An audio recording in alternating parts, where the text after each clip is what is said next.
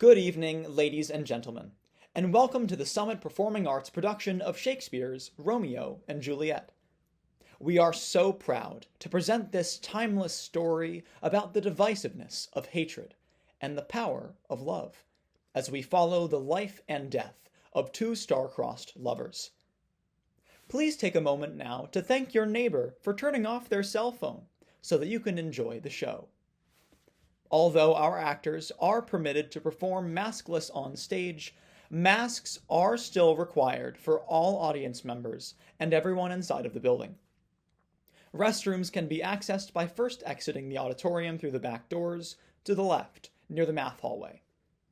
Fire exits are in the back of the auditorium and through side doors in the front of the stage. Also, concessions will be on sale in the lobby during intermission, but all food must be enjoyed outside. Most importantly, thank you all for helping us keep the arts alive in Summit. Now, enjoy Romeo and Juliet.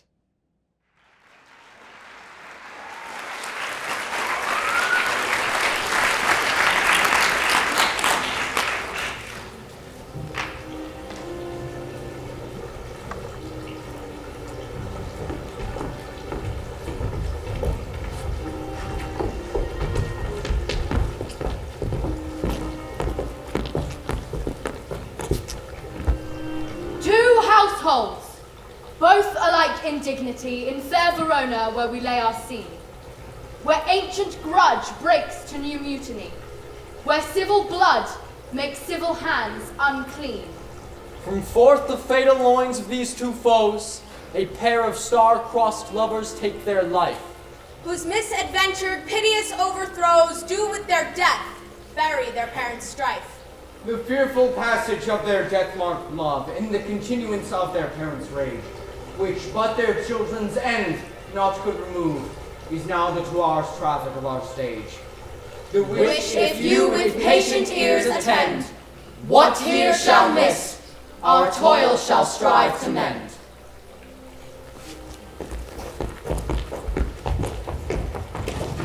Gregory, oh my word, we will not carry coals! Strike quickly, being moved. But thou art not quickly moved to strike. The dog of the house of Montague moves me. To move is to stir. To be valiant is to stand. Therefore, if thou art moved, thou runnest away. The dog of the house of Montague shall move me to stand. Thou showest thee a weak slave, for the weakest goes to the wall. Draw thy tool, make him two of the houses of Montagues. My naked weapon is out. Quarrel, I will back thee. How? Turn thy back and run? Fear thee not! No, Mary, I fear thee. Let us take the law of our side. Let them begin. I will frown as I pass by, and take it as they list. Nay, as they dare, I will bite my thumb at them, which is a disgrace to them if they bear it.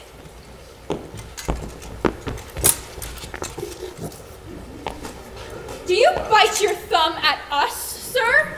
I do bite my thumb, sir. Do you bite your thumb at us, sir? Is the law of our side if I say I? No. No, sir, I do not bite my thumb at you. But I do bite my thumb, sir. Do you quarrel, sir? Quarrel, sir? No, sir. If you do, I am for you. I serve as good a man as you. No better. Well, sir. Say better. Here comes our master's kinsman. Yes, better, sir. You lie. Draw if you be man. Gregory, remember thy swathing blow. Hark, fools! Put up thy swords! You know not what you do. What art thou drawn among these heartless hinds? Turn thee, Benvolio, and look upon thy death. I do but keep the peace. Either put up thy sword or manage it to part these men with me. What's drawn and talk of peace? I hate the word like I hate hell. All Montagues and thee. Have at thee, coward!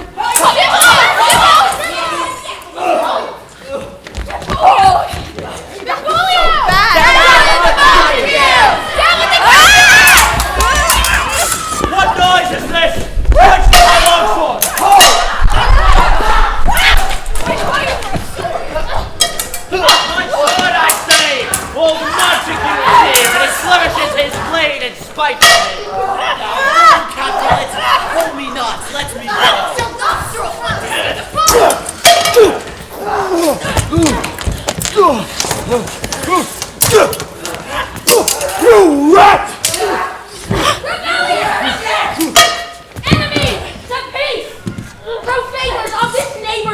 and steal.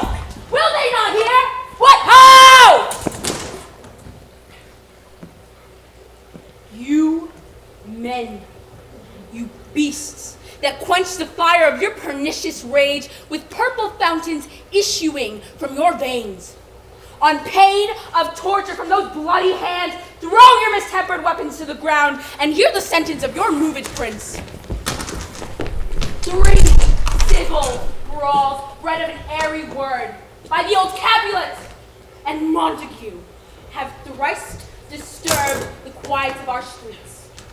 If ever you disturb our streets again, your lives shall pay the forfeit of the peace.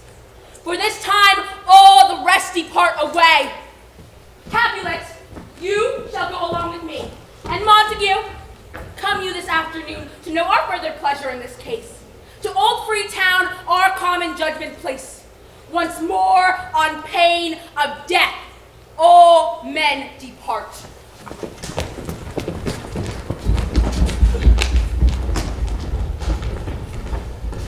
Who set this ancient quarrel into a broach? Speak, nephew.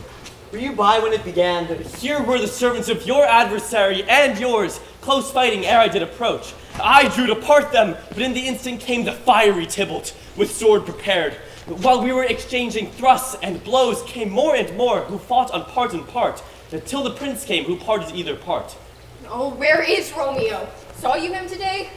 Right glad am I he was not at this fray. Madam, an hour before the worship sun peered forth the golden window of the east, a troubled mind drave me to walk abroad. So early walking did I see your son, but he was ware of me and stole into the covert of the wood. Many a morning hath there been seen with tears augmenting the morning dew, adding to clouds, more clouds with his deep sighs, and private in his chamber, pens himself, locks up his window, shuts far daylight out, and makes himself an artificial night.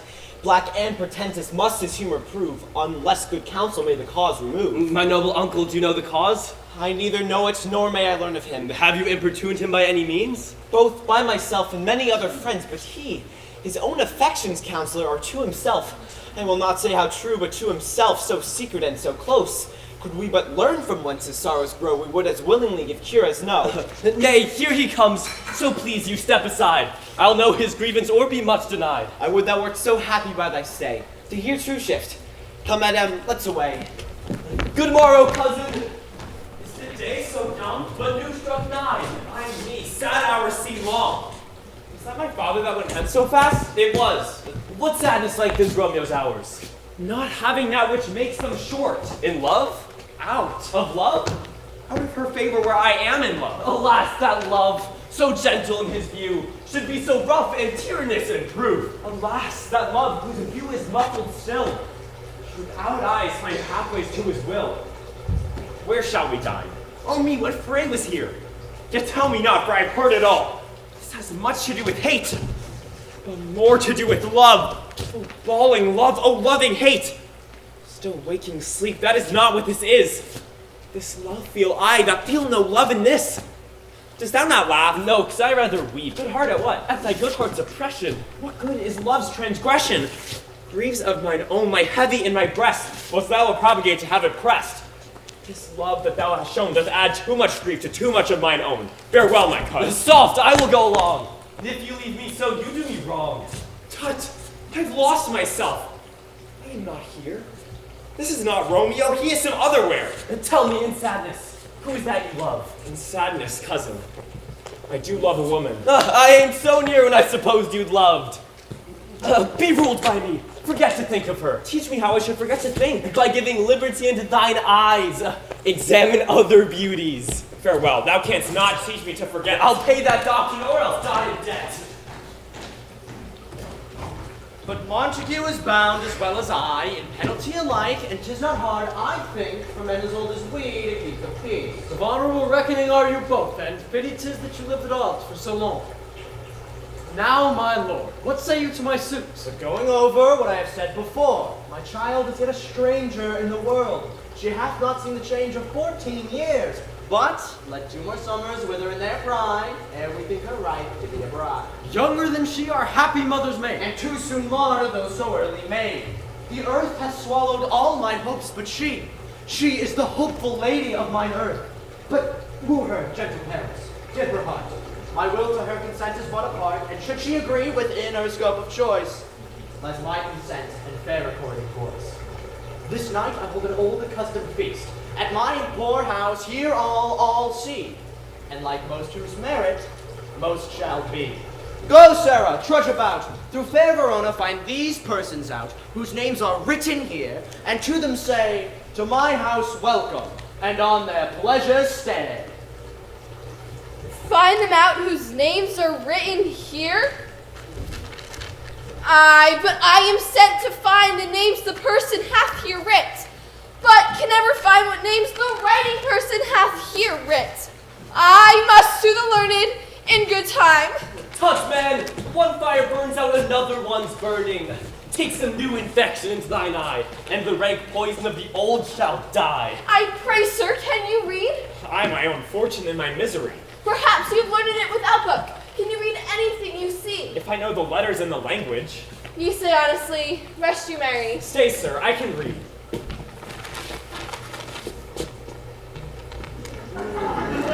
Signor Martino and his wife and daughters, County Anselm and his beauteous sisters, the lady widow of Vervacu, Signor Placentio and his lovely nieces, Mercutio and his brother Valentine, mine uncle Capulet, his wife and daughters, my fair niece Rosaline, and Livia, a fair assembly, whither should they come? To supper, to our house. What house? My master's. Indeed, I should have asked thee that before. I will answer without question. My master is the great rich Capulet, and if you be not from the house of Montague, I pray, come and crush a cup of wine. Rest you merry. At this ancient feast of Capulets, sups the fair Rosaline who you so lovest, with all the admired beauties of Verona.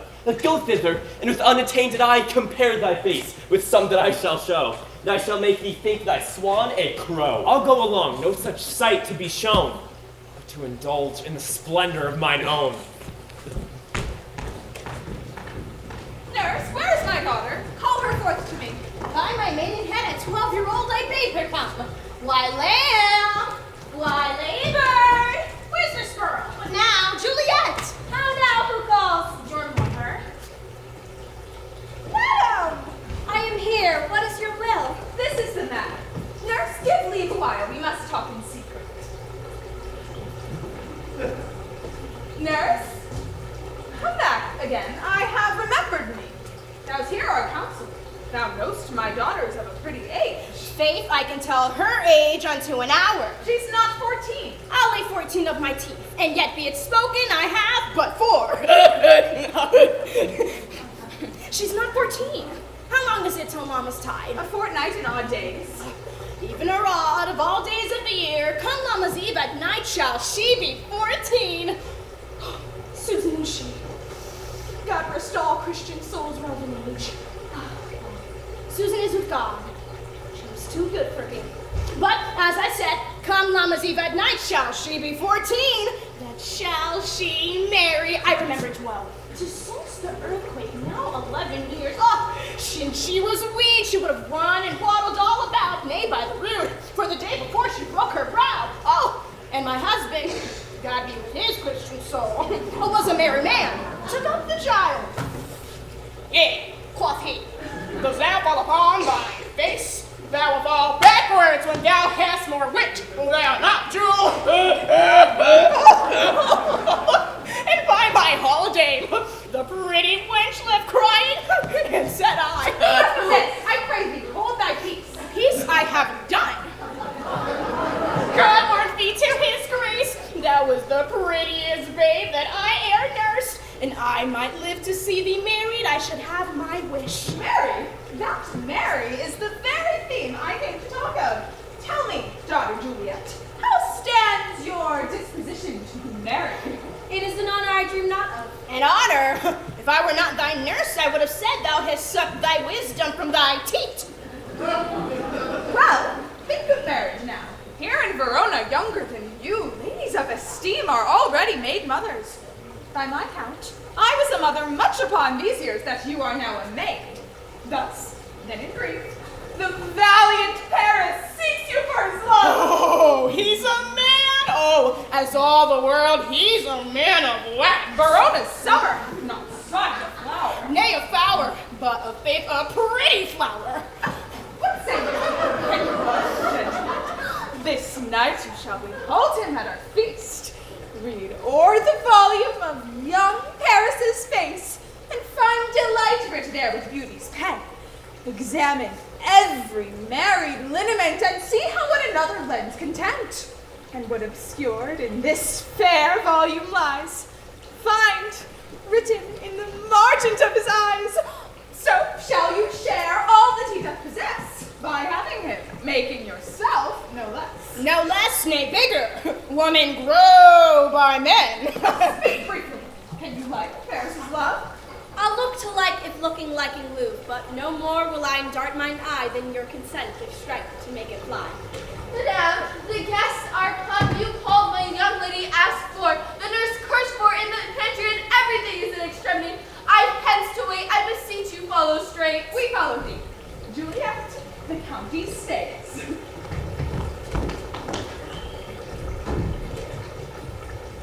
Go girl! Seek happy nights to happy days!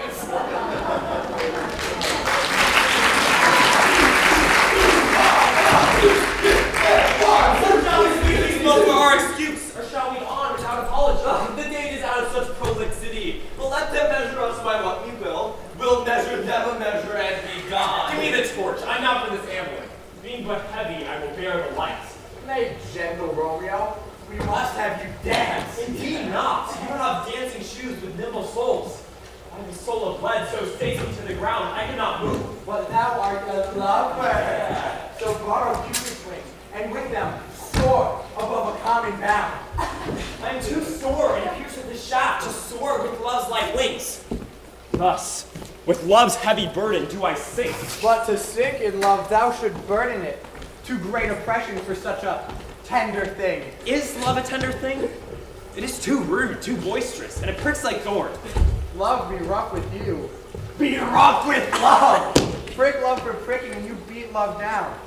Go, fetch me a case to put my visage in. Nay, let every man betake him to his legs. I dreamt a dream tonight. Ah, so did I. What was yours? That dreamers often lie. When asleep they do dream things true. Oh, and I see Queen Mab hath been with you. She is the fairy's midwife, and comes in shape no bigger than an agate stone on the forefinger of an alderman, drawn by a team of little atomies athwart men's noses as they lie asleep. Her wagon spokes, made of long spider's legs, and her wings of the covers of grasshopper. And in this state, she gallops night by night, through lovers' brains, and then they dream of love, and courtiers' knees who dream on courtesy straight, and lawyers' fingers who dream straight on fees, and ladies' lips who dream on kisses straight. This is the map that plats the manes of horses in the night, and bakes the elf locks in foul, sluttish hair, which once untangled, much misfortune bodes. This is the hag when maids lie on their backs, that presses them and makes them women of good carriage. This is the wench. Peace, praise, Mercutio, peace. Thou talks of nothing. True, for I speak of dreams, which are children of an idle brain and more inconstant than the wind, who even now woos from the frozen bosom of the north. This wind you talk about blows us from ourselves. Supper is done, and we shall come too late. I fear too early, for my mind misgives. Some consequence yet hanging in the stars. Some vile forfeit to an untimely death. But he that hath the steerage of my course, direct my sail. On, lusty gentlemen! Strike, drop, Rip, rip, on, shoot,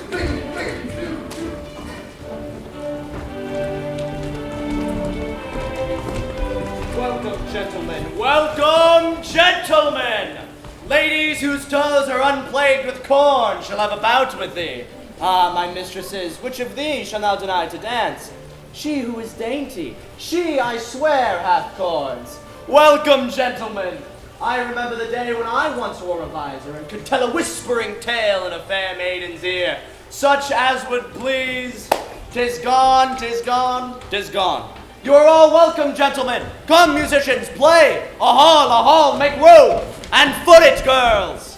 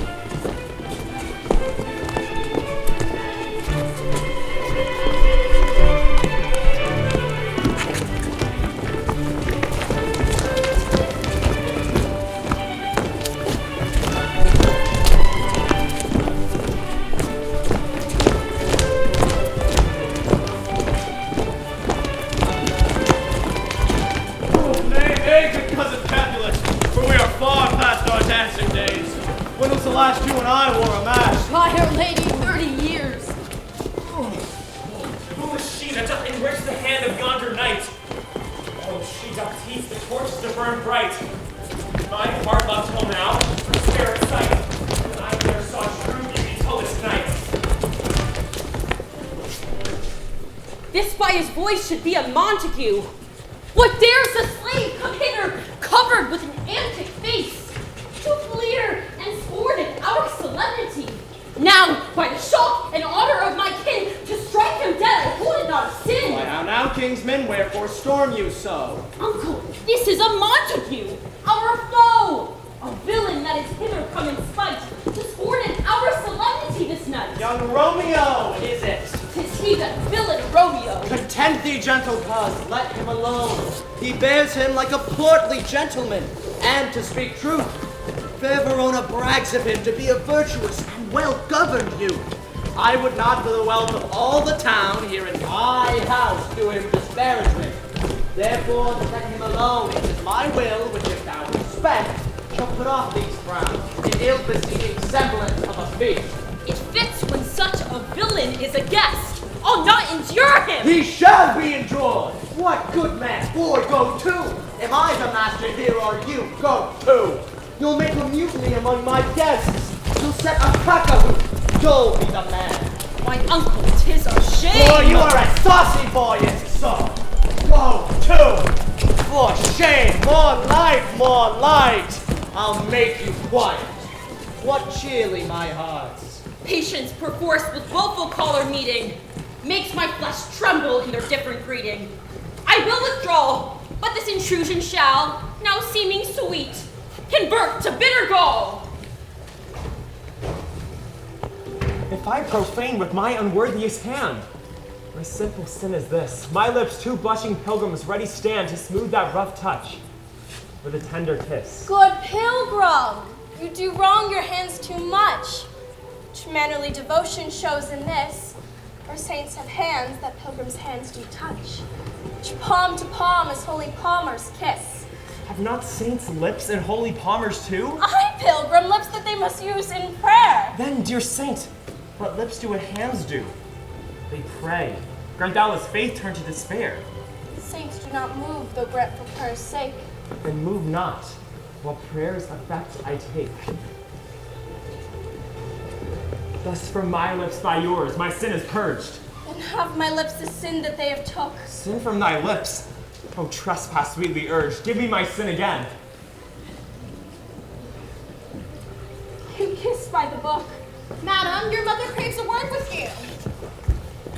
What is her mother? Oh, Mary Bachelor, her mother is the lady of the house. I tell you, he who can lay a hold of her shall have the chinks. Is she a Capulet? Oh, dear account, my life is my foe's death. Away, be gone, the sport is at its best. Come hither, nurse, what is yon gentleman? I know not. Go ask his name. If he be married, my grave is like to be my wedding bed.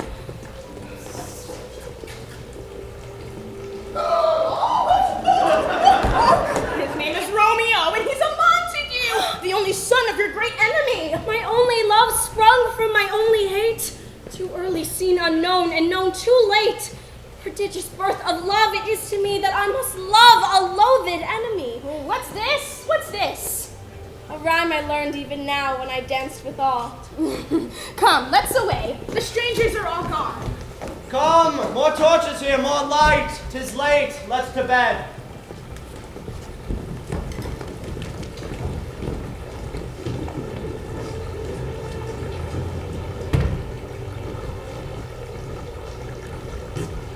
Shall I go forth when my heart is here? Turn back, dull earth, and find thy center out. Romeo! Where art thou, Romeo? Ah, he thinks he is wise and hath stolen himself to bed. Come, yet let this orchard ball. Call good Mercutio. Nay, I'll conjure too. Romeo! Appear now in the likeness of a sign. He moveth not, he stirreth not, he waketh not. The ape is dead. Nay. I'll conjure too. Romeo! Appear as Rosalind's fine eye, as her high forehead and scarlet lip, as her fine foot and straight leg, as her quivering thigh, and the domains that there adjacent lie. He hath hid himself among these trees to be consorted with the humorous night. The blind is his love that best befits the dark. Love be blind, love cannot hit the mark. Romeo, good night. I'll do my truckle bed. Go, for 'tis in vain. To find and cure means him not to be found. Romeo. He jests at scars that never felt a wound. But soft! What light through yonder window breaks? It is the east, and Juliet is the sun. Arise, fair sun, and kill the envious moon, who is sick and pale with grief that thou were made, and far more fair than she. Oh, it is my lady, oh, it is my love! Oh, that she knew she were. She speaks, yet she says nothing. What of that?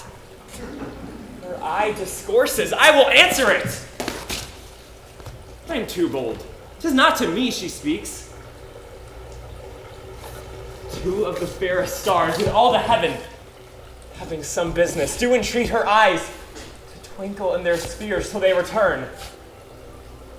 What if her eyes were there and they in her head? Oh, the brightness of her cheek would shame those stars as daylight doth the lamp. See how she rests her palm in her cheek? Oh, be of love upon that hand. I might touch that cheek. Ay me. She speaks! Oh, speak again, bright angel, for thou art as glorious to this night as a winged messenger of heaven. Oh, Romeo! Romeo! Wherefore art thou, Romeo? Deny thy father and refuse thy name. Or, if thou wilt not, be but sworn, my love, for I'll no longer be a Capulet. Shall I hear more? Or shall I speak at this? 'Tis but thy name that is my enemy. Thou art thyself, thou not a Montague. What's Montague? It is nor hand, nor foot, nor arm, nor face, nor any other part belonging to a man. Oh, be some other name! What's in a name? That which we call a rose by any other name would smell as sweet. So Romeo would, were he not Romeo called, retain that dear perfection which he owes without that title. Romeo, doff thy name, and with that name which is no part of thee, take all myself. I take thee at thy word. Call me beloved, I'll be new baptized. Henceforth I never shall be Romeo. What man art thou that thus miscreant in night so stumblest on my counsel? By a name, I know not how to tell thee who I am. For my name, dear saint, is hateful to myself, because it is an enemy to thee. If I had it written, I would tear the word. My ears have not yet drunk 100 words of this tongue's utterance, yet I know the sound. Art thou not Romeo and a Montague? I am neither if either be despised. How camest thou hither? Tell me, and wherefore? The orchard walls are high and hard to climb, and the place death, considering who thou art, if any of my kinsmen find thee here. With love's light wings did I approach these walls, for stony limits cannot hold love out. Therefore the kinsmen are no threat to me. If they do see thee, they will murder thee. I have night's cloak to hide me from their eyes. But thou love me, let them find me here. My life be better ended by their hate, and death prorogued wanting of thy love. Thou knowest the mask of night is on my face, else would have made him blush to paint my cheek. For that which thou hast heard me speak tonight, fain would I dwell on form, fain deny what I spoke. Farewell, compliment. Dost thou love me? I know thou wilt say aye, and I will take thy word. Yet if thou swearest, thou mayst prove false. At lovers' perjuries they say Jove laughs. Gentle Romeo, if thou dost love, pronounce it faithfully. Oh, lady, by yonder moon Oh, I swear swear. not by the moon, the inconstant moon that monthly changes in her certain orb, lest that thy love prove likewise variable. What shall I swear by? Do not swear at all. Or if thou wilt, swear by thy gracious self, which is the god of my idolatry. And I'll believe thee. By yonder moon Well, I do swear. not swear. Although I joy in thee, I have no joy in this contract tonight. It's too rash, too unadvised, too sudden, too like the lightning which doth cease to be ere one can say it lightens. Sweet, good night. This bud of love by sun summer's ripening breathly bloom, a beauteous flower that makes me meet. Good night, a sweet reposing rest come to thy heart, because that was in my breast. Wilt thou leave me so unsatisfied? What satisfaction canst thou have tonight? The exchange of thy love's faithful vow for mine. I gave thee mine before thou didst request it. And yet I would if were to give again. Wilt thou revoke it? For what purpose, love? But to be frank, and to give it thee again. And yet I wish but for the thing I have. My bounty is as boundless as the sea, my love as deep. The more I give to thee, the more I have, for both are infinite. Juliet! I hear some noise within. Dear love, adieu. Anon, good nurse! Sweet Montague, be true. Stay but a little. We will come again. Oh, blessed night! I am afeard, being in night, that all this is but a dream. Too sweet to be substantial. 3 words, dear Romeo, and good night indeed. If that thy bent of love be honorable, thy purpose marriage, send me word tomorrow by one that I'll procure to come to thee. Where and what time thou wilt perform the rite, and all my fortunes at thy foot I'll lay, and follow thee, my lord, throughout the world. So thrive, my soul! 1,000 times good night! 1,000 times the worse to want thy light! Hiss, Romeo, hiss! At what o'clock tomorrow shall I send to thee? By the hour of 9! I will not fail. 'Tis 20 years till then. I have forgot why I did call thee back. Let me stay here till thou remember it. I shall forget. To have thee still stand there, remembering how I love thy company. And I'll still stay, to have thee still forget, forgetting any home but this. Sweet so would I, and I should kill thee with much cherishing. Good night, parting is such sweet sorrow, that I shall say good night till it be morrow. Hence to my ghostly friar's close cell, his help I crave, and my dear hap to tell.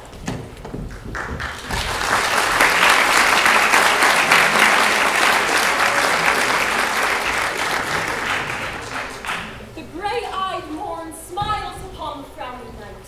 Now ere the sun advanced his burning eye, the day did cheer and nights think due to dry. I must upfill this osier cage of ours with baleful weeds and precious juiced flowers. Oh, mickle is the powerful grace that lies in herbs, plants, stones, and their true clothes. Within this inked in rind of this small flower, poison hath residence and medicine power.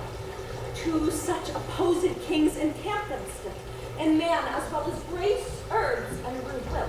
And where the worser is predominant, full soon the canker death eats up that plant. Good morrow, father. What early tongue so sweet salute thee? Young son, it argues a distempered head so soon to bid good morrow to thy bed.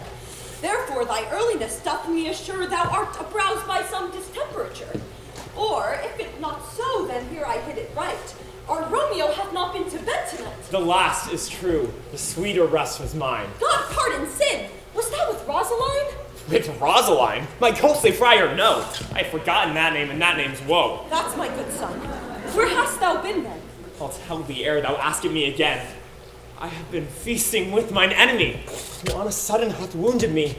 It's by me wounded, and both our injuries within thy help and holy physic lies. Be plain, good son, and homely in thy drift. Riddling confession finds but riddling shrift. Then plainly know my heart's dear love is set on the daughter of rich Capulet. So mine on hers, so hers is set on mine. And all combined, we must say what thou must combine by holy marriage.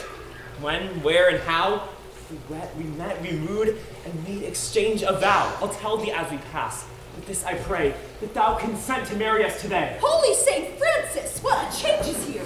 Is Rosalind, whom thou did love so dear, so soon forsaken? Young men's love then lies not truly in their heart, but in their eyes. Hey, sir, what a deal of pride hath washed thy sallow cheeks for Rosalind. The sun, not yet thy sighs from heaven clears, thy old groans ring yet in my ancient ears. If e'er thou wast thyself, and these woes thine, thou and these woes were all for Rosalind. And art thou changed? Pronounce this sentence then.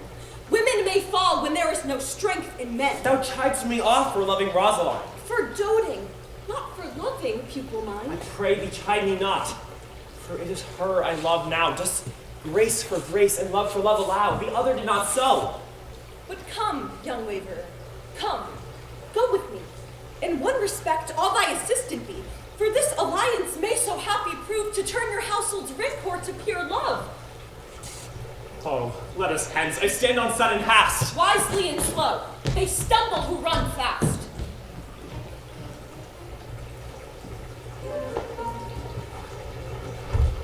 Where the devil should this Romeo be? Came he not home tonight? Not to his father's. I spoke with his man. The poor, hard-hearted wench that Rosaline, that torments him so that he shall surely run mad. Tybalt, the kinsman of old Capulet, hath sent a letter to his father's house. A challenge on my life! Romeo will answer it. Nay, Benvolio, any man who may write may answer a letter. Nay, he will answer the letter's master out he dares being dared. Alas, poor Romeo is already dead. Stabbed by the white wench's black eye. Shot through the ear by a love song. The very pin of his heart cleft by the blind bowboy's butt shaft. And yet he is a man to encounter Tybalt? Why, what is Tybalt? Benvolio. More than a prince of cats, I tell you. He is the courageous captain of compliments. Fighting as we sing brick songs. Keeping time, distance, proportion. Oh, rest me, ye minim rest. 1, 2, and a third in your bosom. The very butcher of a silk button. A duelist. A duelist. A gentleman of the very first house and of the first and second cause. The immortal passado, the punto reverso, the high. The what? The pox of such antics. Lisping, affecting fantasticos, these new tuners of accents. But by Jesus, a very good blade, a very tall man, a very good whore. Why should this not be such a lamentable thing, grandsire, that we should be such afflicted by these fashion mongers, these strange flies, these perdona-mes who stand so easy on the new bench that they cannot simply at ease on the old. Their bones. Here comes Romeo. Here comes Romeo. Romeo, bonjour. A French salutation for a French slop. You gave us the counterfeit fairly last night. Good morrow to you both. What counterfeit did I give you? The slip, sir, the slip. Can you not conceive? Pardon, Mercutio. My business was great, and in such a case as mine, a man may strain courtesy. Oh, now art thou sociable. Now art thou Romeo. Thy driveling love was like an idiot lolling up and down trying to hide his bubble in a hole. Stop there. What? Thou desirest me stop in my tale about the tail? Thou wouldst else make thy tail large. Thou hast mistaken. My tail was only short, for I had not yet reached the base of my tail. Here's a good thing here. A sail. A tutu, a shirt, and a smock. Peter. And on. Peter, my fan. Oh, yes, Peter. The fan for her face. For the fans, the fairer face. Good ye morrow, gentlemen. Oh, good ye good morrow, gentlewoman. Is it good, Dan? Tis not so soon, for the body hand of the dial has not yet reached the prick of noon. That's upon you. What a man are you? One, gentlewoman, now God hath made himself to mar. Gentlemen, can any of you tell me where I might find the young Romeo? I am the youngest of that name for fault of a worse. Well, if he be you, sir, I desire some confidence with you. Oh, she will indict him to some supper. A bud. So ho! Romeo, come to your father's for dinner. Thither. I will follow you. Farewell, ancient lady. Lady. Marry and farewell. I pray you, sir, what saucy merchant was this? One gentleman that loves to hear himself talk. Scurvy knave. I'm none of his squirt gills, I'm none of his standmates. And thou must stand by too and suffer every knave to use me at his pleasure. I saw no man use you a pleasure. If I had my weapon, she would have quickly have been out. I warrant you, I dare draw as soon as another man, if I see occasion in a good quarrel, and the law be on my side. Now before God, I'm so vexed that every part of me quivers. Scurvy knave. Pray you, sir, a word. My lady gave me to inquire of you about what she bade lady, my mistress, I confess unto thee. Lord, I will tell her as much. Oh, she will be a joyous woman. Bid her devise to come to shrift this afternoon. For there, at Friar Laurence's cell, will she be shrived and married. Oh, this afternoon, sir, it is wisely done. Then come, good nurse, to my friar's cell. Within this hour my man shall be with thee. And bring with thee thy cords may the catacled stare, for they will be my convoy in the secret night. Farewell. Commend me to thy lady. Oh, aye, 1,000 times. Peter. And on. Peter, take my fan and go before, in a pace.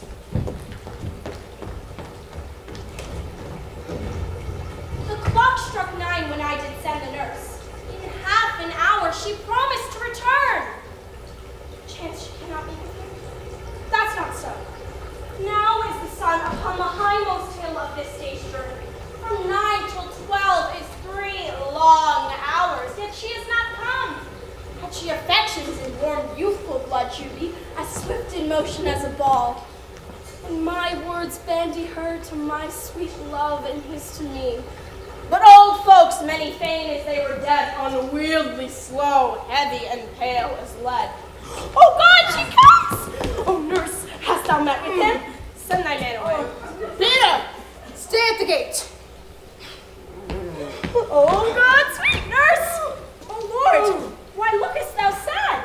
Thou news be sad, yet tell them merrily. If good, thou shamest the music of sweet news by playing it to me in so sour a face. Oh, I am weary. Give me leave a while. Oh, God, how my bones ache. What a jaunt I have had. I would thou hadst my bones and I thy news. Nay, come, I pray thee. Speak, good nurse, speak. Jesu, what haste! Can you not stay a while? Do you not see that I am out of breath? How art thou out of breath when thou hast breath to say to me that thou art out of breath? The excuse that thou dost make in this delay is longer than the tale thou dost excuse. Is thy news good or bad? Answer to that. Say either and I'll stay the circumstance. Let me be satisfied. Is it good or bad? Well, you've made a simple choice. You know not how to choose a man. Romeo, no, not he. Though his face be better than all man, yet his leg and soul all man. And for a hand, and a foot, and a body, and I'll warrant he's not the flower of courtesy, but as gentle as a lamb. Go thy ways, wench, serve God. What? Have you gone at home? No, all this did I know before. What says he of our marriage? What of that? Oh, Lord, how my head aches. It beats as if it would fall in 20 pieces. Oh, my back goes to the other side. Oh, my back. My back. But true, you're very hard for sending me about. To send to catch my death with jaunting up and down. Faith, I am sorry that thou art not well. Come, speak, good nurse. What says my love? Your love says, like an honest gentleman, and a courteous, and a kind, and a handsome, and I warrant, where is your mother? Where is my mother? Why, she is within. Where should she be? How oddly thou repliest. Your love says, like an honest gentleman, where is your mother? Well, have you gotten leave to shift today? I have. Hie you hence to Friar Laurence's cell. Well, there stands a husband to make you a wife. Here comes the wanton blood in their cheeks. They'll be scarlet straight at any news. Hie you to church, out to find Romeo, for where he'll climb a bird's nest soon when it is dark. I will drudge and toil in your delight, but you will soon bear the burden that night. Hie you to the cell, out to go. Hide a high fortune, honest nurse, farewell.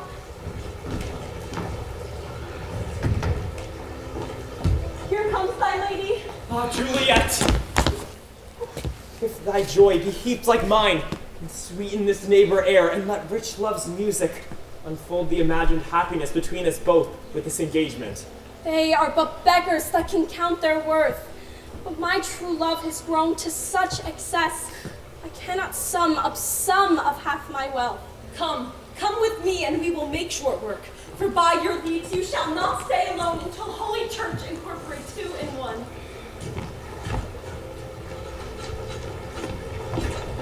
I pray thee, good Mercutio, let's retire. The day is hot, the Capulets abroad, and if we meet, we shall not scape a brawl. For now these hot days is the mad blood stirring. Benvolio, thou art like a fellow that when he enters the confines of a tavern, clasps his sword upon the table and says, God, send me no need of thee. Yet by the operation of the second cup, draws it on the drawer when indeed there is no need. Am I like such a fellow? Oh, come. Thou art as hot a jack in thy mood as any in Italy. And soon moved to be moody. And soon moody to be moved. And what too? Oh, come. Thy head is full of quarrels as an egg is full of mead. And yet thy head has been beaten half as addle as an egg for quarreling.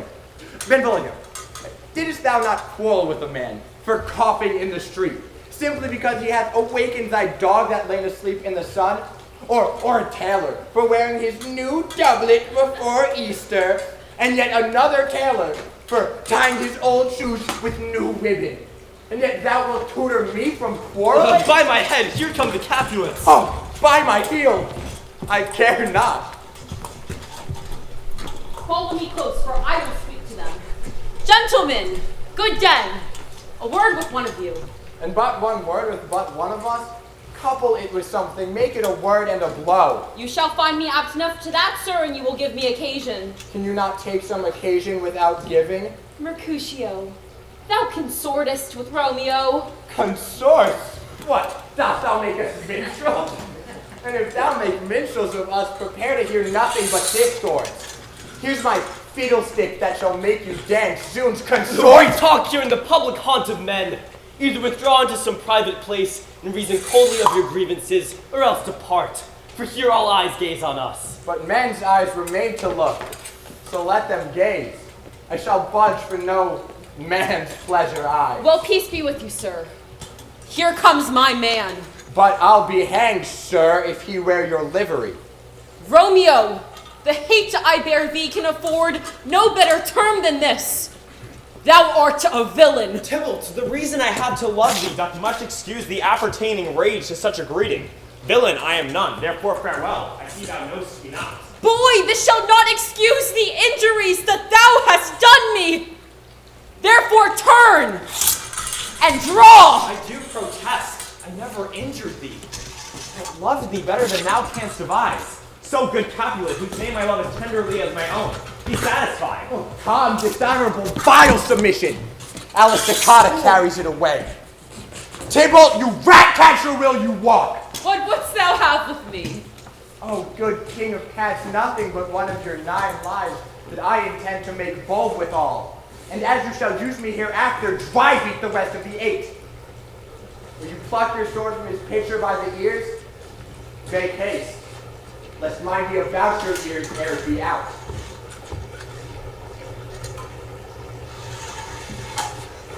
I am for you. Good Mercutio, put thy rapier up. Come, sir. Your passado.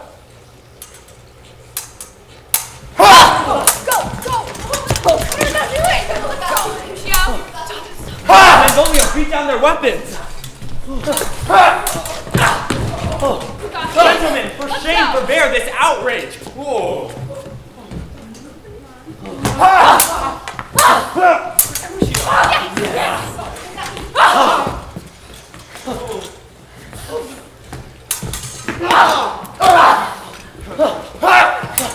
Tybalt, Mercutio, the prince expressly hath forbidden banding in Verona streets. Hold, Tybalt, good Mercutio, put thy weapons down.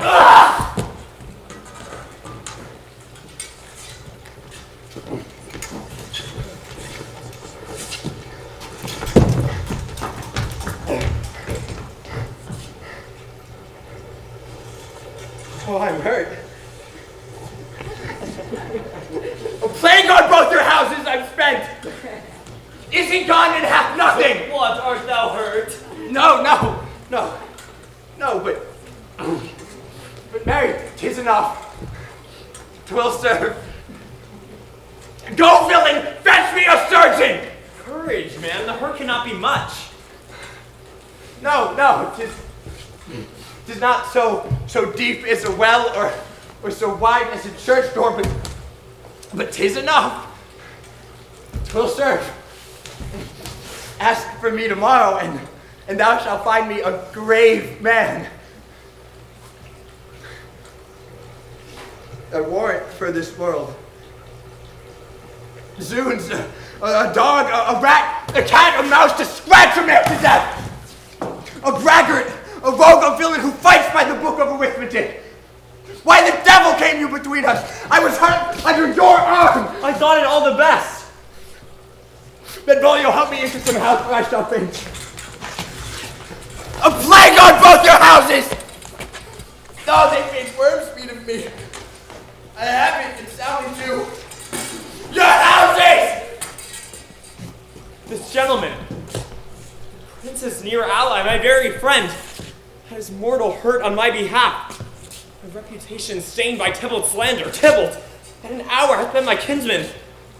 Oh, Juliet, thy beauty hath made me effeminate, and in my temper softened valor's steel. Romeo, Romeo, brave Mercutio is dead. That gallant spirit hath aspired towards the clouds, which too untimely here did scorn the earth. This day's black fate on more days doth depend. This day's woe others must end. Here comes the furious Tybalt back again, alive in triumph, and Mercutio slain. Awaiting ever respective lenity. In fire and fury be my conduct now. Tybalt, take the villain back again that late thou gavest to me, for Mercutio's soul is but a little ways above our head, save for thine to keep him company. Either thou or I or both must go with him. Thou wretched boy that didst consort him here, shall with him hence. This shall determine that.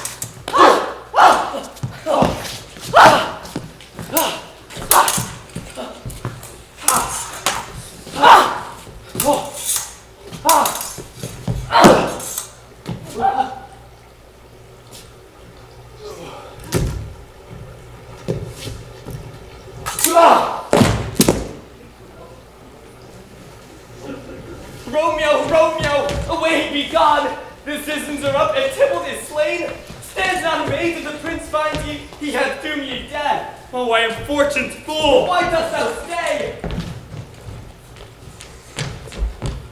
Which way would he that killed Mercutio? Tybalt that murderer! Which way would he? There lies that Tybalt. Up, sir! Go with me! I charge thee in the name of the Prince of Bay! Where are the vile beginners of this fray? Here were the servants of your adversary and theirs, but there lies that man, slain by young Romeo, who slew thy kinsman, brave Mercutio. Tybalt, my cousin. Oh, my brother's child. Oh, prince. Oh, cousin, husband. Oh, the blood is spilt. Oh, my dear kinsman. Princess, thou art true, for blood of ours shed blood of Montague. Oh, cousin, cousin. Benvolio, who began this bloody fray? Tybalt here slain, who Romeo's head did slay. Romeo that spoke him fair, bade him but think how nice the quarrel was, and urged with all your high displeasure. All was uttered with gentle breath, calm look, and knees humbly bowed, could not take truce with the unruly spleen of Tybalt, deaf to peace, who instead with piercing steel points at bold Mercutio's breast, who all as hot turns deadly point to point, and with a martial scorn with one hand beats cold death aside, and with the other sends it back to Tybalt, whose dexterity retorts it. But Romeo cries aloud, hold friends, the friends part, and swifter than his tongue, his agile arm beats down their fatal points, and twixt them rushes. But underneath an arm, an envious thrust from Tybalt hit the life of stout Mercutio, and then Tybalt fled. But by and by comes back to Romeo with newly entertained revenge, and to it they go like lightning, for ere it could draw to part them, was Tybalt slain, and Romeo did fly. This is the truth, or let Benvolio die. He is a kinsman to the Montague. Affection makes him false. He speaks not true. Some 20 of them fought in this black strife, and all but 20 could kill one life. I beg for justice which thou, prince, must give. Romeo slew Tybalt. Romeo must not live. Romeo slew him, he slew Mercutio, who now the price of his dear blood doth owe. Not Romeo, prince. He was Mercutio's friend. His fault concludes with the law should end, the life of Tybalt. And for that offense, immediately we do exile him hence. I have an interest in your hate's proceeding. My blood for your rude brawls doth lie a-bleeding. But I'll immerse you with so strong a fine that you shall all repent the loss of mine. I will be deaf to pleadings and excuses, nor tears nor prayers shall purchase out abuses, therefore use none. Let Romeo hence in haste, else when he's found, that hour is his last. Attend this body and bear our will, mercy but murders, pardoning those that kill.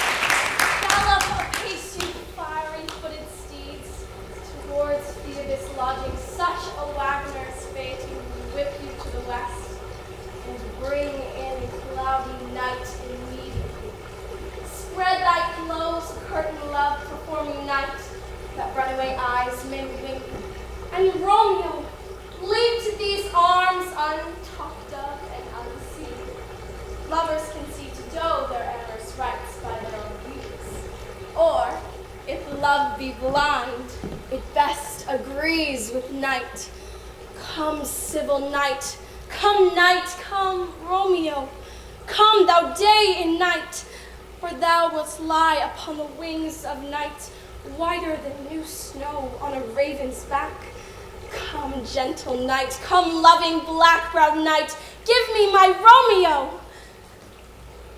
And when he shall die, take him and cut him out into little stars, and he will make the face of heaven so fine that all the world will be in love with night, and pay no worship to the garish sun.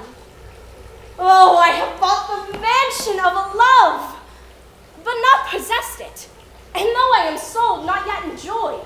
So tedious is this day, as is the night before some festival to an impatient child that hath few robes, and may not wear them.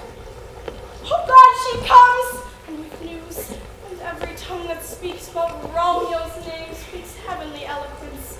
Oh, nurse, what hast thou there? The cords that Romeo bid thee fetch? Aye, the cords. Aye, me, what news? Why dost thou wring thy hands? Oh, well a day, he's dead, he's dead, he's dead! We are undone, my lady, we are undone! Alack the day, he's gone, he's killed, he's dead! Can heaven be so envious? Romeo can, though heaven cannot. Oh, Romeo, Romeo, who would have ever thought it to be Romeo? What devil art thou that dost torment me thus? His tortures should be roared in dismal hell. Hath Romeo slain himself? Say thou but I. That bare foul eye shall poison more than the death-darting eyes of cockatrice. I not I if there be such an eye. Or if those eyes shut, and make the answer I. If he be slain, say I, or if not, no. Three sounds determine of my weal or woe. Oh, Tybalt, Tybalt, the best friend I ever had. Oh, courteous gentleman, honest gentleman, that ever I should live to see thee dead. What storm is this that blows so contrary? Is Romeo slaughtered and Tybalt dead? My dear loved cousin and my dearer lord. Then dreadful trumpets sound the general doom, for who is living if those two are gone? Tybalt is gone, and Romeo is banished. Romeo that had killed him, he is banished. Romeo's hand shed Tybalt's blood? Alas, it did, alas, it did. Serpent heart hid with a flowering face. Did ever dragon keep so fair a cave? Beautiful tyrant, fiend angelical. Was ever a book containing such vile matter so fairly bound? That deceit should dwell in such a gorgeous palace. Shame come to Romeo. Blister be thy tongue for such a wish. He was not born to shame. Upon his brow shame is a shame to sit. 'Tis the throne where honor was crowned sole monarch of the universal earth. Oh, what a beast I was to chide at him! Will you speak well of the one who has killed your cousin? Shall I speak ill of him that is my husband? Oh, poor my lord, what tongue shall smooth thy name? When I, thy 3 hours' wife, have mangled it? But wherefore poor villain didst thou kill my cousin? That villain cousin would have killed my husband. Back, foolish tears, back to your native spring. Poor tributary drops belong to woe, which you, mistaking, offer up to joy. My husband lives that Tybalt would have slain, and Tybalt's dead that would have slain my husband. All this has come to a cared for we by them. Some word there was worser than Tybalt's death that murdered me, I would forget it fain. Oh, it presses to my memory like damned guilty deeds to sinners' minds. Tybalt is dead, and Romeo banished. That one word banished hath slain 10,000 Tybalts. Tybalt's death was woe enough if it had ended there. Career born following Tybalt's death, Romeo is banished. To speak that word is father, mother, Tybalt, Romeo, Juliet, all slain, all dead. Romeo is banished. There's no end, no limit, measure bound. No words can that woe sound. Where's my father and my mother, nurse? Weeping and wailing over Tybalt's corpse. Will you go to them? I will bring you thither. Wash they his wounds with tears, mine shall be spent, but theirs are dry for Romeo's banishment. Take up those cords, poor ropes you are beguiled. With you and I, for Romeo is exiled. Lead you highway to my bed, but I, a maid, thy maiden widowed. Come, cords, come, nurse, I'll to my wedding bed. And death, not Romeo, shall take my maidenhead. Hie to your chamber. I'll to find Romeo, for I want to know where he is. I'll to him. Your Romeo will be here at night, for he is hid in Friar Laurence's cell. With this ring to my tonight, and bid him come to take his last farewell.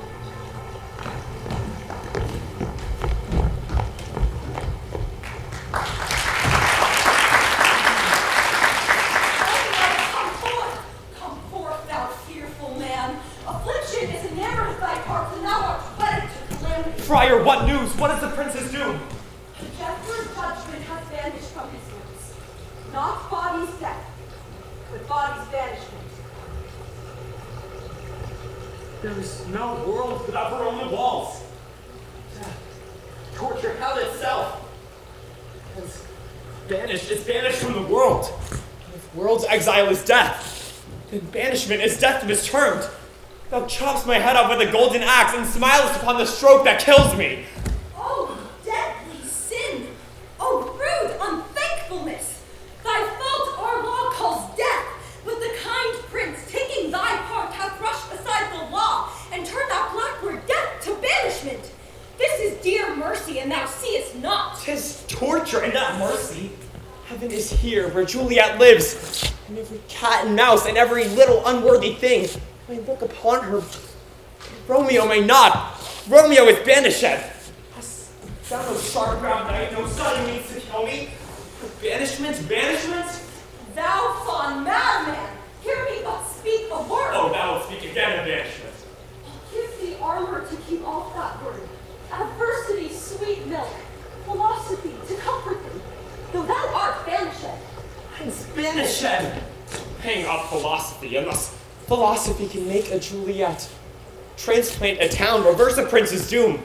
Then thou might speak. It helps not, it prevails not. Speak no more. Oh, then I see that madmen have no ears. Why should they when wise men have no eyes? Let me dispute with thee of thy estate. Thou canst not talk of what thou dost not feel. If thou as young as I, Juliet thy love, an hour but married, Tybalt murdered, doting like me and like me banished, then thou might speak. Then thou might tear thy hair and fall upon the ground as I do now, taking the measure of an unmade grave. Arise! What knocks? Good Romeo, hide thyself! Run to my study by and by! I come! I come from Lady Juliet. Welcome, then. Oh, Holy Friar, tell me, Holy Friar, where's my lady's lord? Where's Romeo? There, on the ground, with his own tears made drunk. Oh, he is even in my mistress' case, just in her case. Oh, woeful sympathy, piteous predicament, even and so might she. Stand up, and be a man, I say. For Juliet's sake, arise and stand. Nurse? Speakest thou of Juliet? How is it with her? Does she not think me an old murderer? How is she, and how doth she? And what says my concealed lady to our cancelled love? Oh, she says nothing, sir, but weeps and weeps. Oh, she falls on her bed, and then starts up again, and calls out for Tybalt, and then on Romeo cries, and then down falls again. As if that name shot from the dead level of a gun did murder her. As that name's cursed hand did murder her kinsman. Oh, tell me, friar, tell me, in what vile part of this anatomy doth my name lodge? Tell me that I may sack the hateful mansion. Hold thy desperate hand! Art thou a man? Thy form cries out, thou art. Thy tears are womanish. Thy wild acts denote the unreasonable fury of a beast. Unseemly woman in a seeming man, or ill-beseeming beast in seeming both. Thou hast amazed me by my holy order. I thought thy disposition better tempered.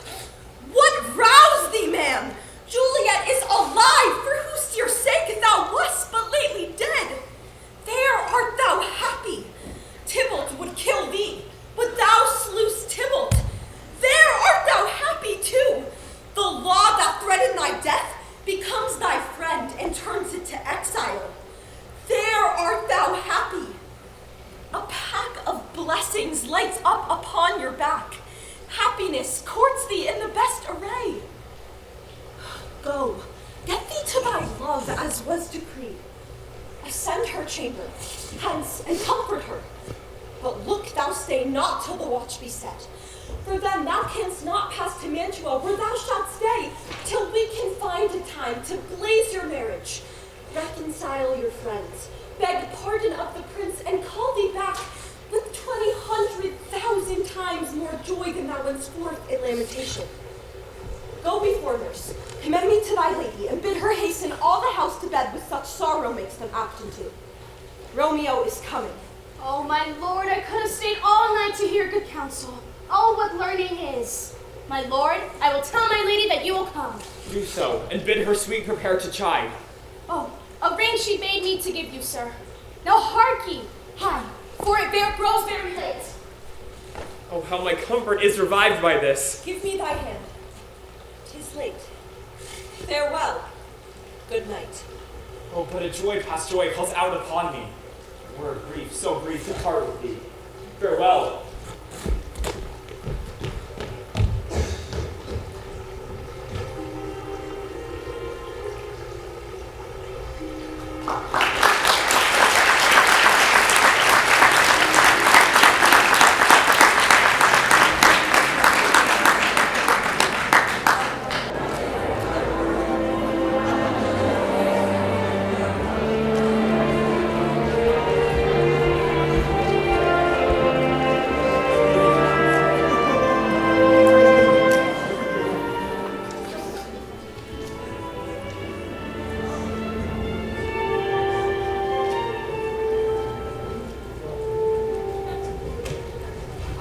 Things have fallen out, sir, so unluckily that we have had no time to move our daughter.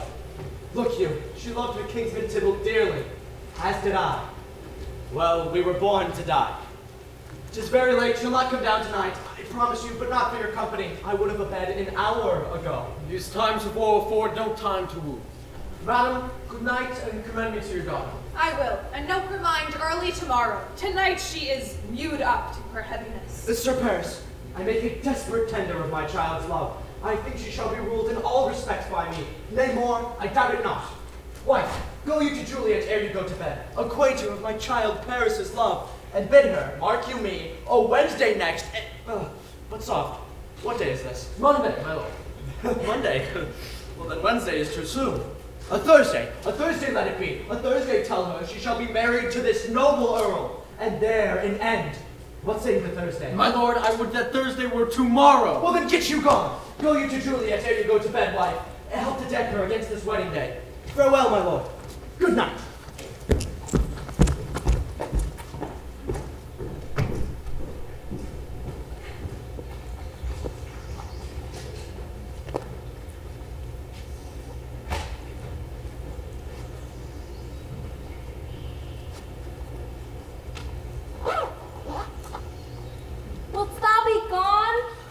'tis not yet near day. It was the nightingale, and not the lark that pierced the fearful hollow of thine ear. Nightly she sings on yon pomegranate tree. Believe me, love, it was the nightingale. It was the lark, the herald of the morn, no nightingale. I must be gone and live, or stay and die. Yon light is not daylight, I know it I.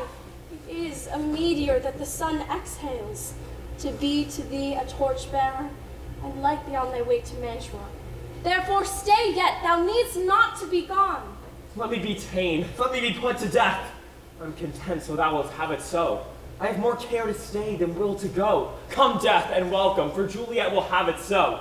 Come, my soul, let's talk. It is not the morn. It is!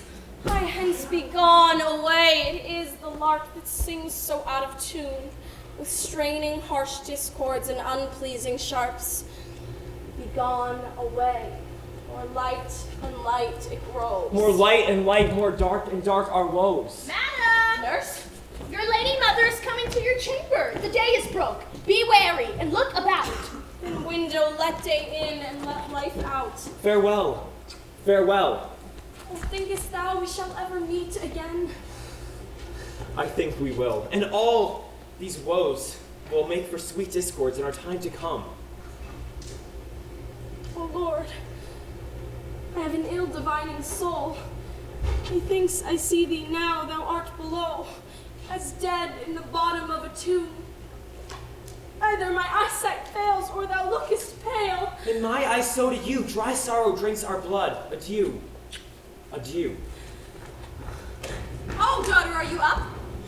Who is it that calls? Is it my lady mother? Why, how now, Juliet? Madam, I'm not well. Evermore weeping for your cousin's death?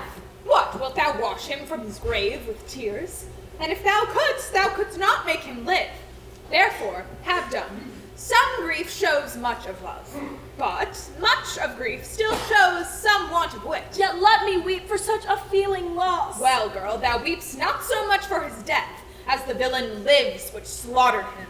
What villain, madam? That same villain, Romeo. Villain and he be many miles asunder. God pardon him with all my heart, yet no man like he doth grieve my heart. That is because the traitor murderer lives. Aye, madam, from the reach of these mine hands would none but I might venge my cousin's death. We will have vengeance. Fear thou not, then weep no more. I'll send one to Mantua where that same banished runagate doth live. Shall give him such an unaccustomed dram that he shall soon keep Tybalt company. And then, I hope, thou wilt be satisfied. Indeed, I never shall be satisfied with Romeo till I behold him dead. Find thou the means, and I'll find such a man. Till then, I tell thee joyful tidings, girl. Joy comes well in such a needy time. What are they, I beseech your ladyship? Well, girl, thou hast a careful father, child, one who, to put thee from thy heaviness, hath sorted out a sudden day of joy, that thou expects not nor I looked not for. Madam, in happy time, what day is that? Marry, my child, early next Thursday morn, the gallant, young, and noble gentleman, the County Paris at St. Peter's Church, shall happily make thee there a joyful bride. Now by St. Peter's Church and Peter too, he shall not make me there a joyful bride. I wonder at this haste that I must wed ere he that should be a husband comes to woo. I pray thee, tell my lord and father, madam, I will not marry yet. Here comes your father. Tell him so yourself, and see how he will take it at your hands. How now, a conduit girl? What, still in tears? How now, wife, have you delivered to her our decree? Aye, sir, but she will none. She gives you thanks. I would the fool were married to her grave. How will she none? Is she not proud? Doth she not give us thanks? Is she not worthy as she is, that we have provided so worthy a gentleman to be her bridegroom? Not proud you have, but thankful that you have.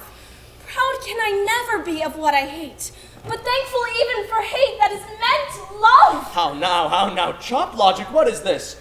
Proud, and I thank you not, and not proud? You thank me no thankings, and proud me no prouds. But fettle your fine joints 'gainst Thursday next to St. Peter's Church, or I shall drag thee on a hurdle thither. Out, you green sickness carrion! Out, baggage, you tallow face! Fie, what, are you mad? Father, I beseech you on my knees, hear me with patience, but to speak a word! Out, Out, young baggage, disobedient wretch! Get thee to church o' Thursday next, or never look me in the face again. Speak not, reply not, do not answer me. My fingers itch. Wife, scarce not be blessed that God hath lent us but this only child. But now I see that this one is one too much, and that we have a curse in having her. Out on her, Hildy! God in heaven bless her! You are to blame to rape her so!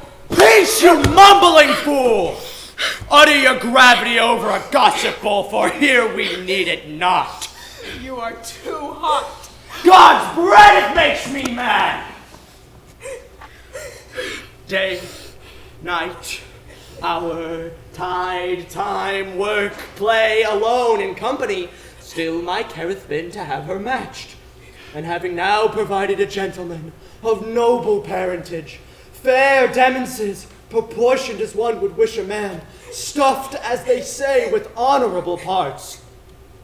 And then to have a wretched, puling fool, a whining mammet in her fortune's tender, to answer, "I'll not wed, I'm too young, I pray you, pardon me." But as you will not wed, I'll pardon you. Graze where you will, you shall not house with me. Look to it, think on it. I do not use to jest. Lay hand over heart, advise, this Thursday next I'll give you to my friend, and you be mine, and you be not. Hang, starve, beg, die in the streets, for by my soul I'll ne'er acknowledge thee, and none of mine shall ever do thee good. Trust to it, bethink you, I'll not be forsworn.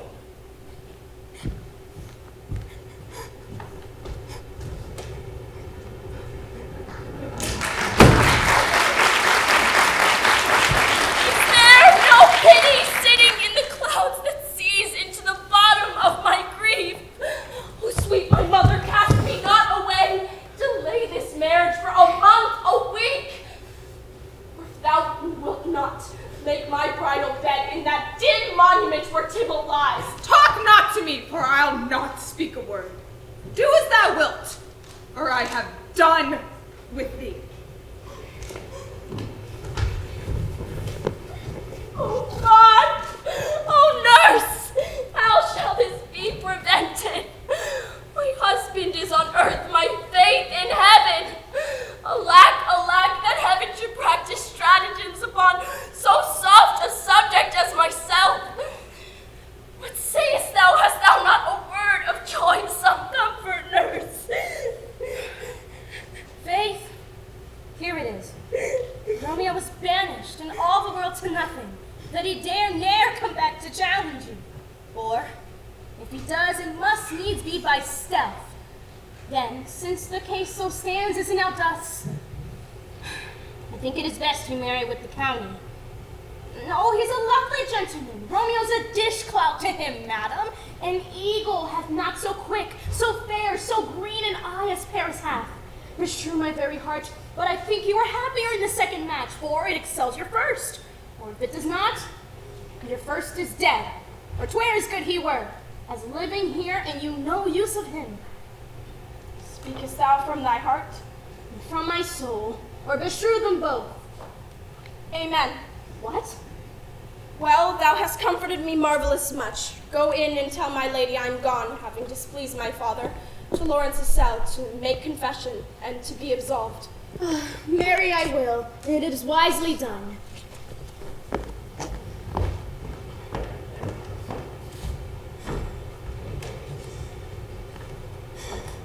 Ancient damnation, almost wicked fate! Is it more sin to wish me thus forsworn, or to dispraise my lord with that same tongue that she hath praised him with, above compare so many thousand times? Go, counselor! Thou and my bosom henceforth shall be twain. I'll to the friar to know his remedy. If all else fail, myself have power to die.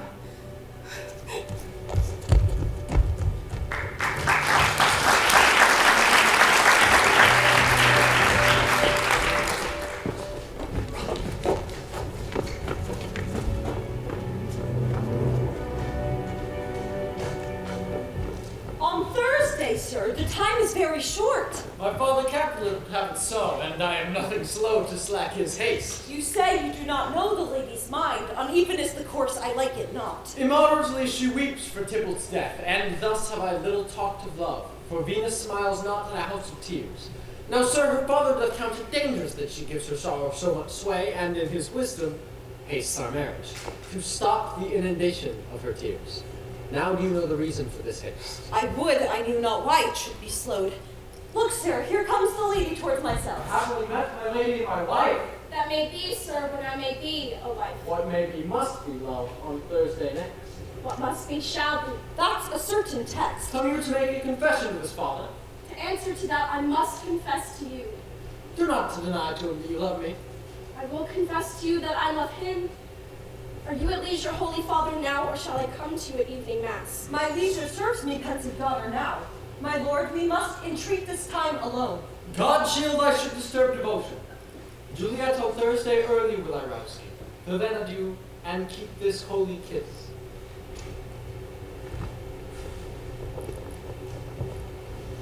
Who shut the door? What thou hast done so complete with me, past hope, past cure, past help. Oh, Juliet, I already know thy grief. It strains me past the compass of my wits. I hear thou must, and nothing may prorogue it, on Thursday next be married to the county. Tell me not, Friar, that thou hearest of this, unless thou tell me how I may prevent it.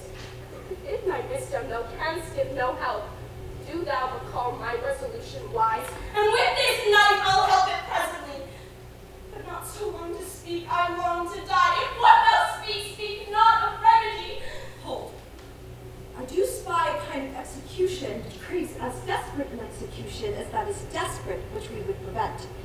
If rather than to marry County Paris, thou hast the strength of will to slay thyself, and if thou darest, I'll give thee remedy.